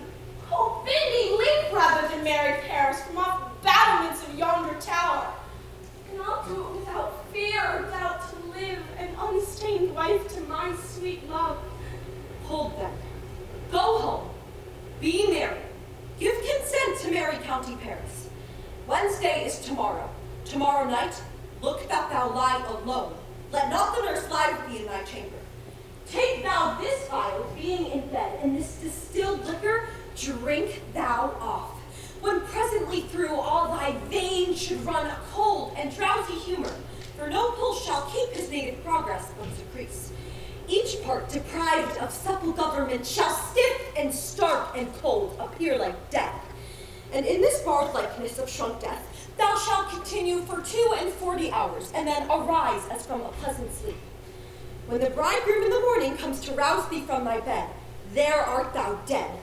And then, as the manner of our country is, on thy best robes uncovered on the bier, thou shalt be borne to the same ancient vault where all the kindred of the Capulets lie. In the meantime, against thou shalt awake, shall Romeo by my letters know our drift, and hither shall he come. And he and I will watch thy waking, and that very night shall he bear thee hence to Mantua. And this shall free thee from thy present shame, if no inconstant toy nor womanish fear abate the valor in the acting it. Oh, give me, tell me not of fear. Hold, get you gone. Be strong and prosperous in this resolve. I'll send a friar with speed to Mantua with my letters to thy lord. Love give me strength, and strength shall help afford. Farewell, dear father.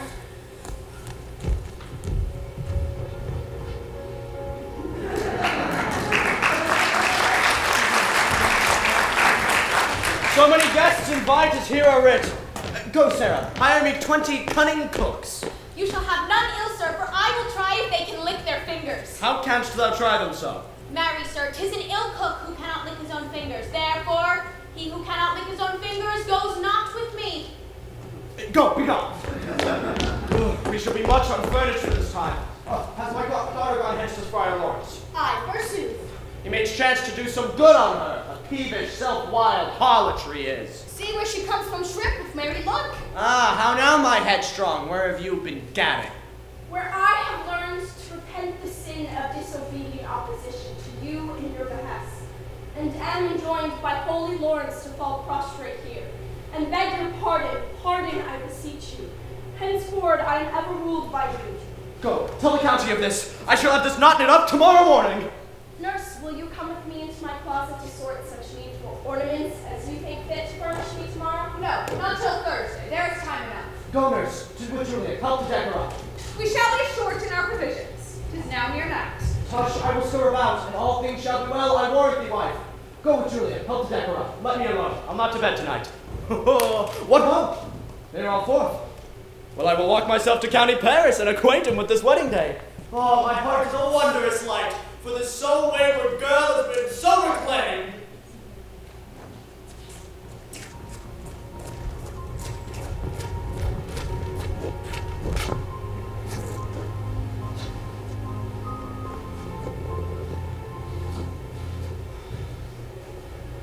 Aye, those attires are best, but nurse, I pray thee, leave me to myself tonight.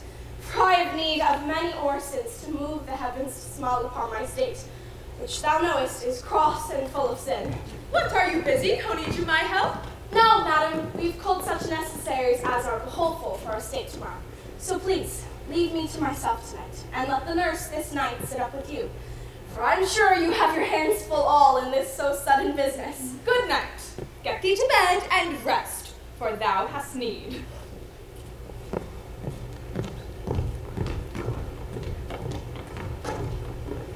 Farewell! God knows when we shall meet again. I've a faint cold fear that thrills through my veins, that freezes up the heat of life. I'll call them back to comfort me again. Nurse! What should she do here? My dismal scene I needs must act alone. Come, thou. What if this mixture does not work at all? Shall I then be married tomorrow morning? No, no. This shall forbid it. Lie thou there. What if it be a poison that the friar suddenly hath ministered to have me dead? Let that this marriage be dishonored because he married me before to Romeo. I fear it is, yet methinks it not, for he hath been tried a holy man. How if, when I'm laid into the tomb, I wake before the time my Romeo comes to redeem me? There's a fearful point. Shall I not then be stifled in the vault to whose foul mouth no healthsome air breathes in, and there die strangled ere my Romeo comes? Or, if I live, is it not very like the horrible conceit of death, together with the terror of the place, as in a vault, an ancient receptacle where these many hundred years the bones of my buried ancestors are packed? The bloody Tybalt, yet but green in earth, lies festering in his shroud. Where, as they say, at some hours of the night spirits resort. Alack, alack! Is it not like that I, so early waking, what with loathsome smells and shrieks like mandrakes torn out of the earth, that living mortals hearing them run mad? Oh, if I wake, shall I not be distraught, environed with all these hideous fears, and madly play with my forefather's joints, and pluck the mangled Tybalt from his shroud, and in this rage with some great kinsman's bone, as with a club, dash out my desperate brains? Oh, look, methinks I see my cousin's ghost seeking out Romeo, for who did spit his body upon a rapier's point. Stay, Tybalt! Stay! Romeo, I come. This do I drink to thee.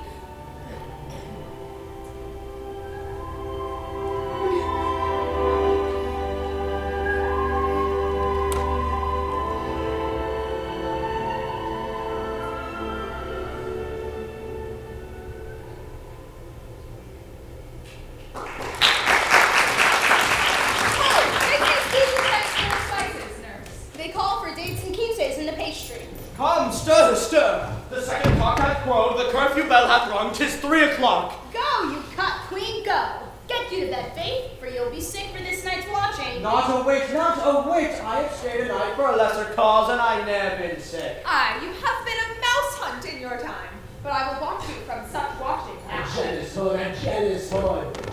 How now, fellow? What's here? Thanks for the cook, sir, but I know not what. Make haste, make haste. Oh, go, Sarah. Fetch some drier logs. Call Peter. He shall show thee where they are. I have a head that can find out logs, sir, and never bother Peter for the matter. Nurse, what do I say, nurse?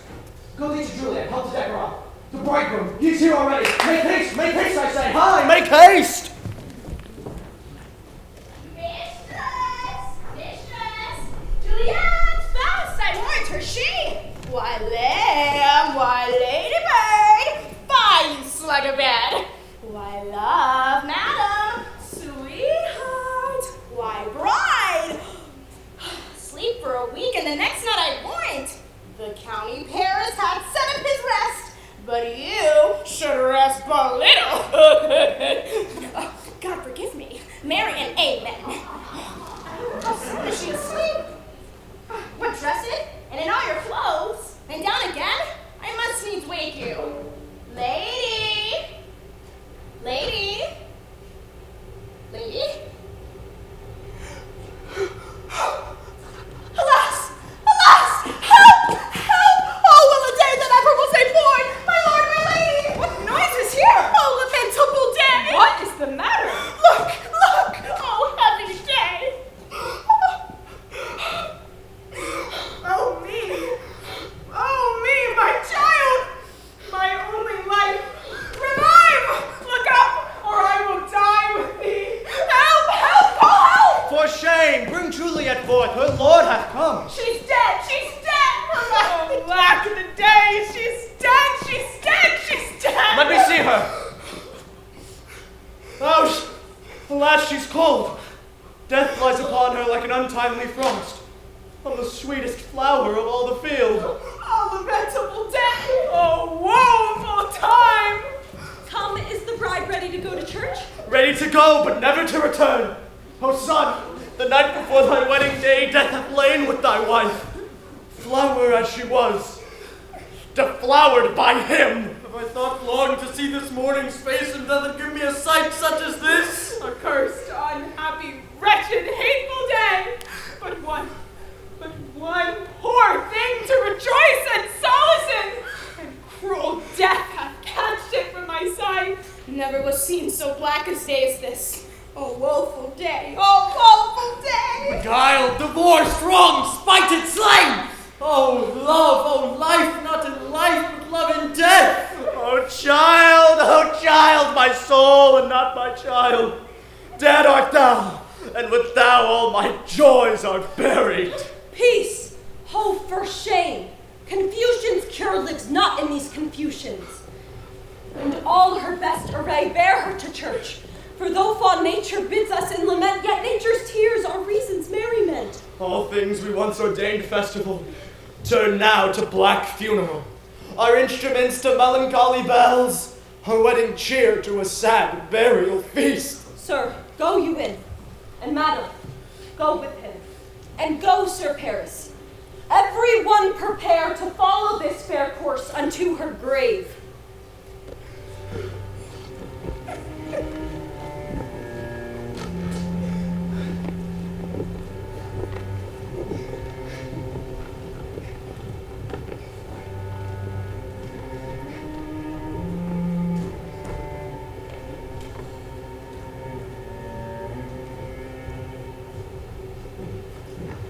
If I may trust the flattering dreams of sleep, my dreams presage some joyful news at hand.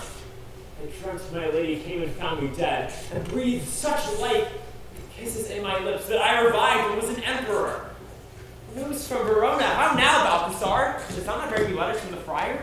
How is my lady? Is my father well? How doth my lady Juliet? For I ask it again, for nothing can be ill if she be well. And she is ill and nothing can be well. Her body rests in Capel's monument, and her immortal part with angels lives. I saw her laid low in her kindred's vault, and presently took post to tell it you. Oh, pardon me for bringing these ill news, for you did leave it from my office, sir. Is it even so? Then I defy you, stars! Thou knowst my lodgings. Get me ink and paper, and hire post horses. I will hence tonight. I beseech you, sir, have patience. Your looks are pale and wild, and do impart some misadventure. Tut, thou art deceived. Go and do the thing I bid thee do. Hast thou no letters for me from the friar? No, my good lord. No matter. Get thee gone, and do the thing I bid thee do. Oh, Juliet, I will lay with thee tonight. But see for means. I do remember an apothecary. Hereabouts he dwells in tattered weeds and overwhelming brows, culling of simples and meager in his look. Noting his penury, to myself I said, and if a man did need poison now, whose sale is present death in Mantua, here lies the caitiff wretch would sell it him. I do remember this is the house. But follow, apothecary! Who calls so loud? Come hither, man. I see thou art poor. Hold. There is 40 ducats. Then give me a dram of poison such soon speedy gear, that the life-weary taker may fall dead. Such mortal drugs I have. But Mantua's law is death to any he that utters them.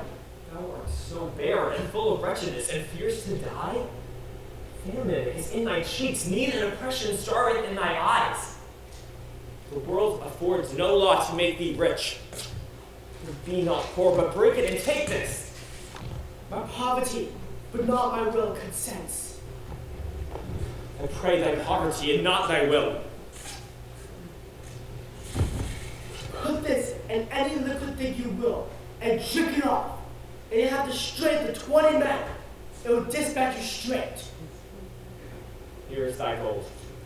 Worst poison to men's souls. I have sold thee poison, and thou hast sold me none. Farewell. Buy food and get thyself in flesh. Now come, cordial, and not poison. Go with me to Juliet's cell, for there must I use thee.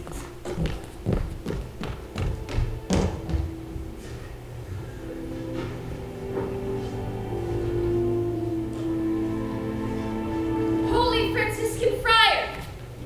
Brother, come! The same should be the voice of Friar John. Welcome from Mantua. What says Romeo?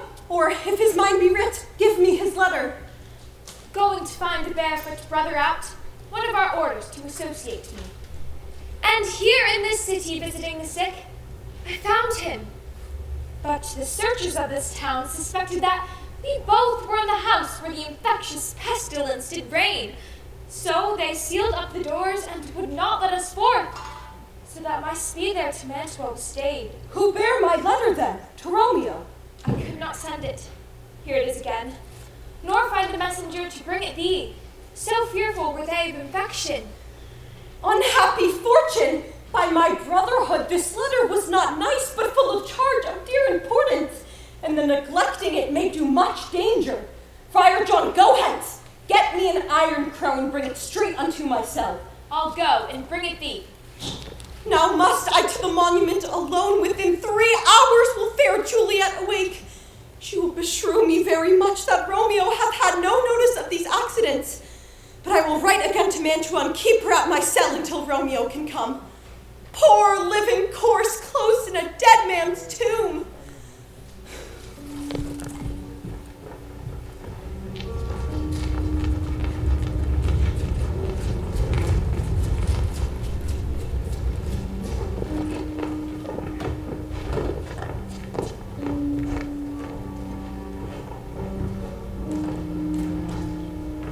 Give me thy torch, boy, and stand aloof. But put it out, for I would not be seen. Under yon yew trees lay thee all alone, but thou shalt hear it. Whistle then to me, a signal that thou hearest something approach. Give me those flowers. Do as I bid thee, go! I am almost afraid to stand here alone in the churchyard, yet I will adventure. Sweet flower, with flowers thy bridal bed I strew. Oh, woe, thy canopy is dust, and stones, which with sweet water nightly I will do, or wanting that with tears distilled by moans. The obsequies that I for thee will keep nightly shall be to strew thy grave and weep. The boy gives warning, something doth approach. What cursed foot wanders this way tonight, to cross my obsequies and true love's right? Muffle me, knight, a while. Give me that wrenching iron. Hold. Take this letter. Early in the morning deliver it to my lord and father. Upon thy life I charge thee, whatever thou hearest or seest, stand all aloof, and do not disrupt me in my course. If thou jealous dost return to pride, by heaven, I will tear thee joint by joint and strew this hungry churchyard with thy limbs. I will go, sir, and not bother you. Wilt thou show me friendship? Take thou that. Live and be prosperous. Farewell, my good fellow. For all this same, I'll hide me hereabout, for his looks I fear, and his intents I doubt. Thou detestable law, thou womb of death, gored with the dearest morsel of the earth. I must enforce thy rotten jaws to open, that I may cram thee with more food. This is that banished, haughty Montague that murdered my love's cousin, with which grief it is supposed the fair creature died. And here is come to do some villainous shame to the dead body. I will apprehend him. Stop thy unhallowed toil, vile Montague. Obey and come with me, for thou must die. I must indeed, and therefore come I hither. Good gentle youth, tempt not a desperate man. Go, and hereafter say, a madman's mercy bid thee run away. Do defy thy conjurations and apprehend thee for a felon here. Wilt thou provoke me? Then have at thee, boy. Oh Lord, they fight! I will call the watch! Oh, if thou be merciful, open the tomb. Lay me with Juliet. In faith, I will. Let me peruse this face. Mercutius kinsman, noble County Paris. What said my man? I think he told me Paris should have married Juliet. Oh, I'll bury thee in a triumphant grave.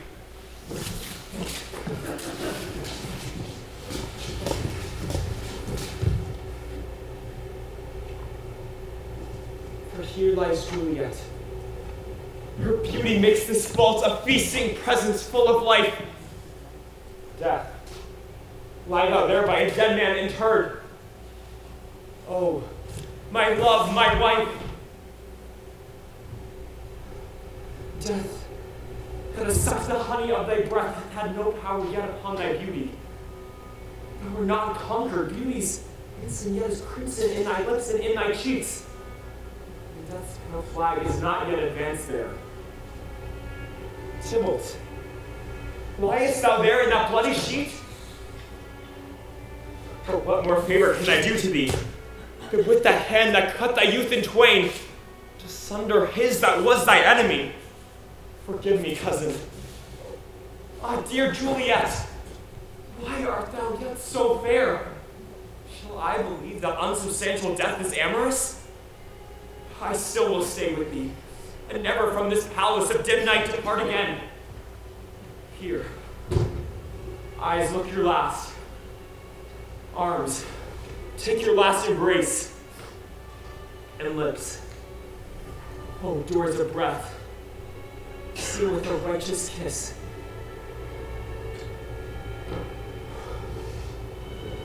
Here's to thy lady.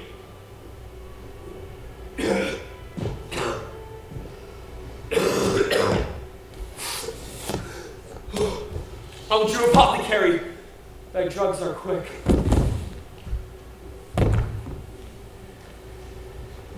St. Francis be my speed! How oft tonight have my old feet stumbled at graves! Who's there? Here's one, a friend, and one that knows you well. Bliss be upon you! Tell me, good my friend, what torch is yon that vainly lends his light to grubs and eyeless skulls, as I discern it burneth in the Capel's monument? It doth so, holy sir. And there's my master, one that you love. Who is it? Romeo. How long hath he been there? Full half an hour. Go with me to thy vault. I dare not, sir. My master knows not, but I am gone hence, and fearfully did menace me with death if I did stay to look on his intents. Stay then. I'll go alone. Fear comes upon me. Oh, how I fear some ill, unlucky thing. Romeo, alack! Alack! What blood is this that stains the stony entrance of the sepulchre? What mean these masterless and gory swords to lay discolored by this place of peace? Romeo! Oh, pale! Who else? What? Paris too? And steeped in blood? Oh, what an unkind hour is guilty of this lamentable chance!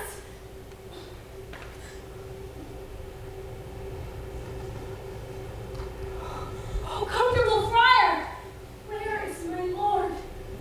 I do remember well where I shall be, and there I am.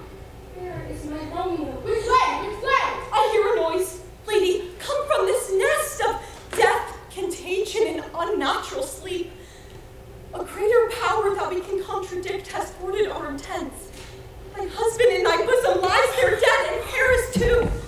Come, come, good Juliet. Come, for the watch is coming. Go, get thee hence, for I will not away.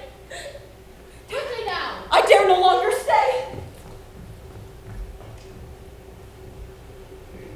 What's this? Cup closed in my true love's hands. Poison, I see, hath been his timeless end. Oh, churl, drunk all and left me no friendly drop to help me after. I will kiss thy lips. Haply some poison yet doth hang on them to make die with the restorative.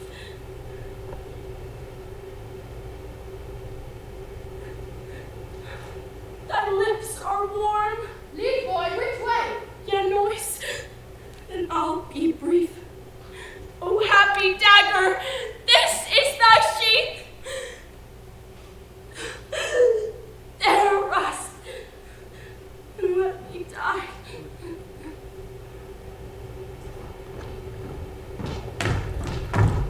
This is the place where the torch doth burn. The ground is bloody. Pitiful sight! Here lies the County Paris, slain. And Juliet, bleeding, warm and new killed. Who here hath laid these 2 days buried? Go, tell the prince, run to the Capulets, raise up the Montagues. Here's Romeo's boy. We found him in the churchyard. Hold him safely till the prince come hither. And here's a friar that trembles, sighs, and weeps. We caught him coming from this churchyard side. What misadventure is so early up that calls our person from our morning's rest? What should it be that they so shriek abroad? The people in the streets cry Romeo, some Juliet, and some Paris, and all run with open outcry toward our monument. What fear is this which startles our ears? Sovereign, here lies the County Paris slain, and Romeo dead, and Juliet dead before, warm and new killed. Oh heavens! A wife! Here lies our daughter bleeding. This dagger hath mistaken her for lo, his house is empty on the back of a Montague. Oh me, this sight of death is as a bell that warns my old age to a sepulchre. Come, Montague, for thou art early up, to see thy son, and ere more early down. Alas, my liege, my wife is dead tonight.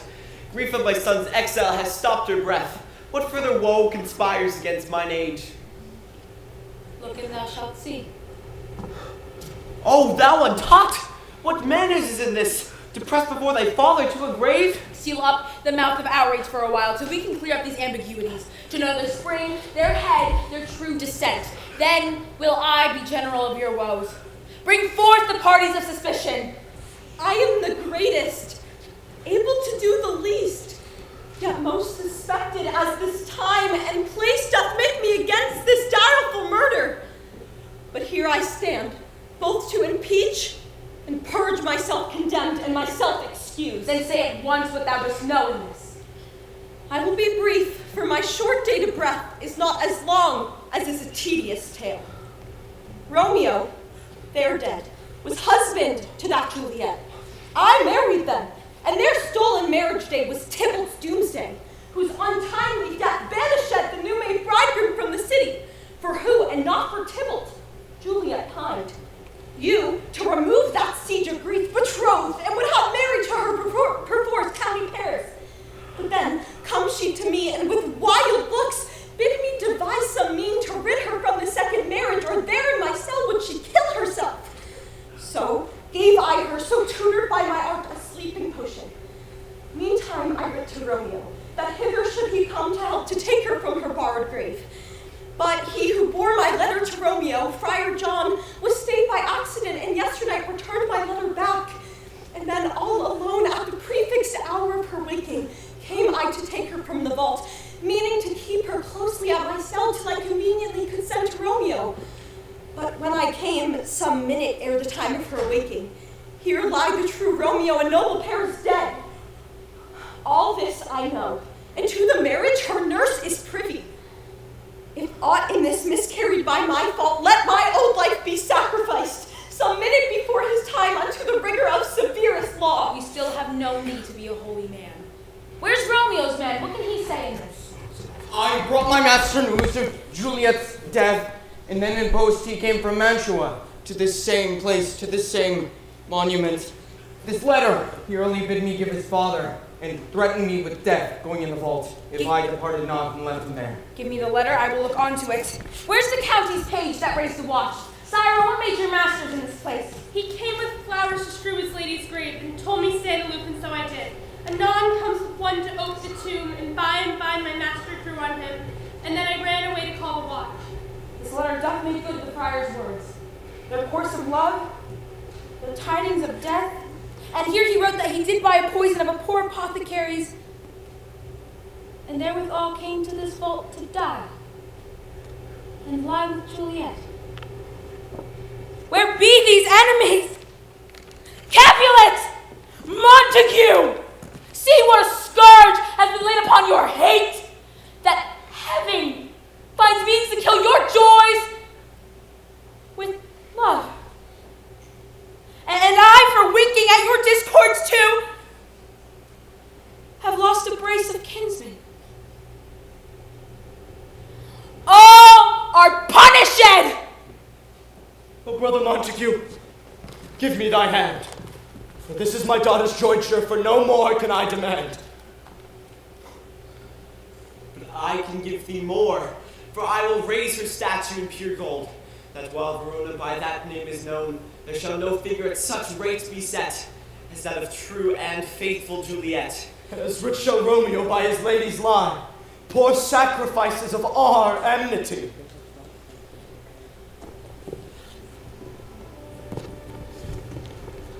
The glooming peace this morning with it brings, the sun for sorrow will not show his hand. Go, hence, to have more talk of these sad things. Some shall be pardoned, some punished then. For there never was a story of more woe than this, of Juliet and her Romeo.